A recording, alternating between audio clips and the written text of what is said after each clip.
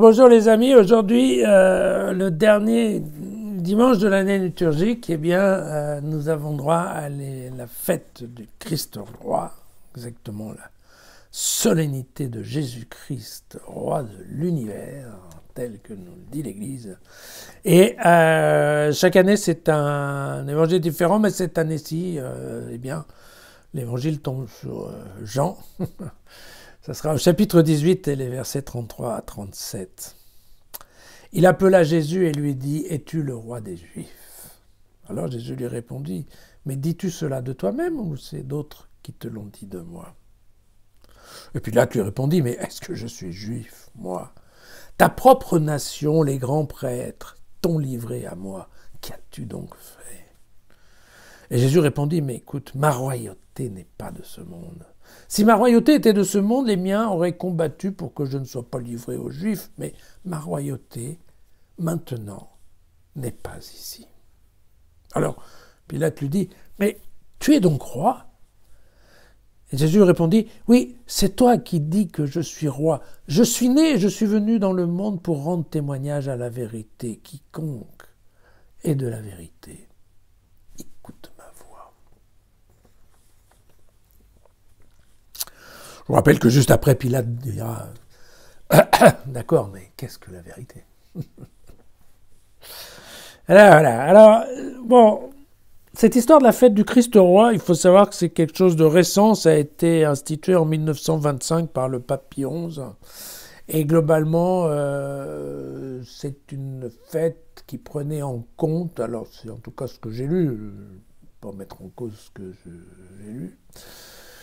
Il y avait en effet dans les années 1924-1926, il y avait au Mexique une révolte assez forte des chrétiens contre le gouvernement franc-maçon qui les persécutait ouvertement, et à chaque fois où ils étaient persécutés, ils criaient « Viva Christ Rey », c'est-à-dire en effet « Vive le Christ roi ».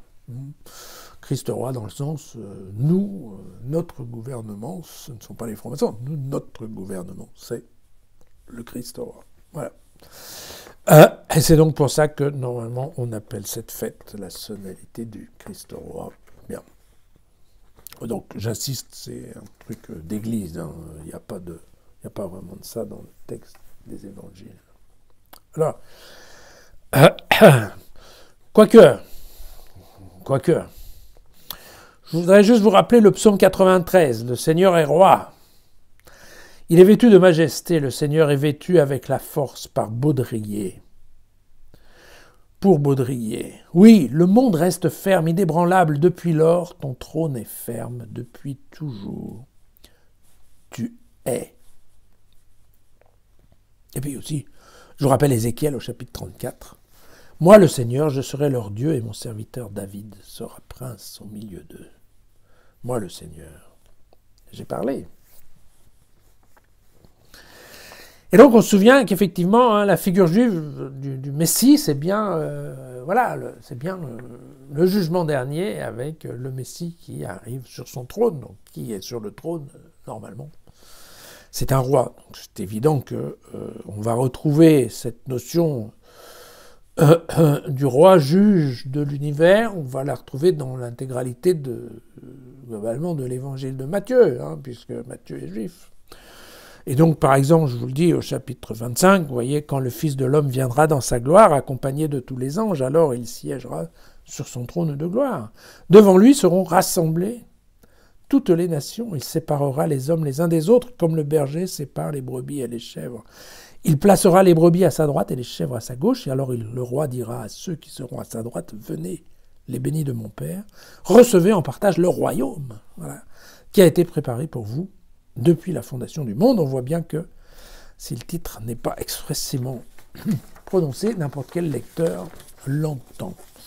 D'ailleurs, même lui, Luc, en fera aussi un passage resté fameux qu'on trouve à propos de l'entrée à Jérusalem. Vous savez, c'est au chapitre 19, où il y avait des types qui avaient des palmes, et la construction littéraire représente un peu le sacre de Salomon.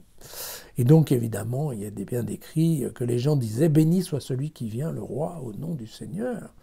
Paix dans le ciel et gloire au plus haut des cieux. » Quelques pharisiens, au milieu de la foule, dirent à Jésus « Maître, reprends tes disciples. Et il répondit, mais je vous le dis, si eux se taisent, ce sont les pierres qui crieront. Voilà. Un magnifique passage de Saint Luc. Donc il va de soi que il y a effectivement ce contexte d'un Messie roi, que Dieu est le roi des Juifs, hein, qui est celui, je vous rappelle pour les Juifs, qui est celui qui va foutre les étrangers dehors, qui va quand même virer les Romains comme il a pu virer les autres avant. Voilà. Donc il y a bien l'histoire d'un Messie militaire, d'un royaume, le roi du royaume. Et bon, même, il faudra probablement faire un peu attention parce qu'il est un peu facile de confondre le royaume de Dieu avec le royaume du Christ.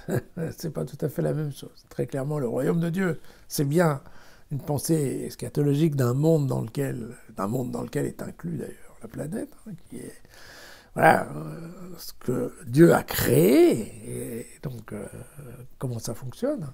Et puis le monde du Christ, lui, probablement, ça sera plutôt la partie des hommes sur Terre qui, effectivement, vont écouter ces commandements et qui donc, vont dépendre, pour qui le roi, le maître, le leader, c'est Jésus. Voilà. Donc, c'est pas tout à fait la même chose. Bon, revenons à ce court passage de Jean. Vous avez bien compris qu'on est en plein dans la Passion. La Passion selon Saint Jean, c'est un magnifique film qui se déroule avec... on peut très bien imaginer ça. Hein. D'un côté, vous avez les Juifs qui sont restés dans la cour. Il y a Jésus qui, lui, est dans le palais. Et puis Pilate qui n'arrête pas de faire les navettes parce que les Juifs ne veulent pas rentrer dans le palais. Parce que vous savez qu'ils ne veulent pas être dans un lieu impur parce que le lendemain, c'est Shabbat et qu'ils ne veulent pas être impurs. Ça, vous avez bien compris que ça venait en ligne droite du Lévitique. Hein, voilà. Et puis donc, voilà, Pilate va faire les navettes. Et on se souvient que Pilate, qui ne pouvait pas blairer les Juifs, parce qu'il faut quand même le dire, il leur faisait aucune confiance, leur avait retiré le droit, même dans le cadre de leur délégation en termes de justice, leur avait retiré le droit de mettre à mort, et donc, comme là, ils voulaient absolument liquider Jésus, ils ont été obligés de venir voir Pilate pour qu'il s'en occupe. Et Pilate, lui, a appliqué effectivement le droit romain. Et le droit romain, c'est qu'effectivement, il faut qu'il y ait une instruction de l'affaire, et une instruction détaillée, documentée. Hein. Et donc, donc ça suffit pas de dire oui, il dit que... En fait, typiquement, on est dans cette série, dans ce passage-là, on est à un moment où Jésus va à la pêche aux informations, tout simplement. Et donc on voit bien que dès la première question, on comprend bien que Jésus va mettre en porte-à-faux Pilate tout de suite, puisque Pilate lui dit « Mais es-tu le roi des Juifs ?» Et il va répondre tout de suite « Non, c'est toi qui le dis ou c'est les types derrière ?» quoi, hein. Voilà. Donc ça c'est pas très bon, parce qu'évidemment, ça met pas effectivement Pilate très à l'aise. Et après, il y a toute cette discussion sur le royaume, qui est... Pilate, c'est un gouverneur, c'est un type pour qui, quand on parle de royaume, on parle de politique, quoi. On n'est pas en train de parler de transcendance. Il ne sait pas ce que c'est que la transcendance, Pilate. Hein. Et donc, c'est vrai que,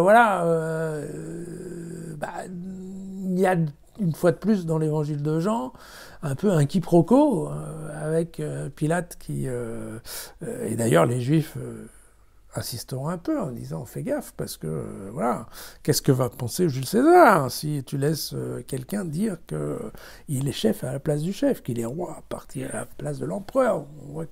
On voit que ça se passe mal. Et puis, Jésus, Jésus, il est beaucoup plus, en effet, dans la question de la royauté au sens spirituel, eschatologique. On se souvient de la discussion avec Nicodème. Hein, donc ça, vous pouvez retourner voir, c'est dans Jean, c'est au chapitre 3, c'est le verset 3, où il dit « Seul celui qui vient du royaume de Dieu sait de quoi il parle, sait ce que c'est.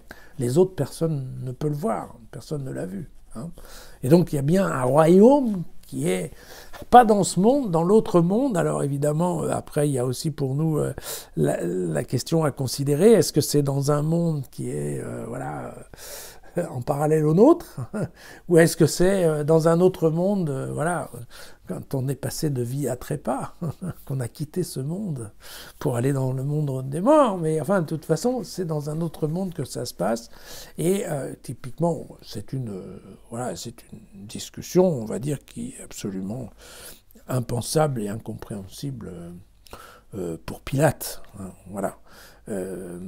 Ceci étant, on comprend bien hein, dans ce texte, pour faire le rapport avec Christ Rei, le Christos Rei, le Christ roi de l'univers, vous voyez que typiquement, il n'y a rien de tout ça dans l'évangile de Jean, et c'est probablement cette notion de Christ roi. Vous voyez que Matthieu en parle, Luc aussi, Jean il en parle absolument pas, et on peut se dire que vu l'insistance que donnait Jean à la royauté du service, hein, pour simplifier, on peut penser qu'effectivement c'est plutôt la piété populaire qui s'est mise à parler du royaume du Christ que effectivement les évangiles, et en tout cas que Jean. Voilà. Et donc, écoutez, je ne suis pas très certain que ni Jésus ni Jean aient été très enthousiastes avec cette histoire de solennité de Jésus-Christ, roi de l'univers. Bon, voilà, c'est comme ça. À demain.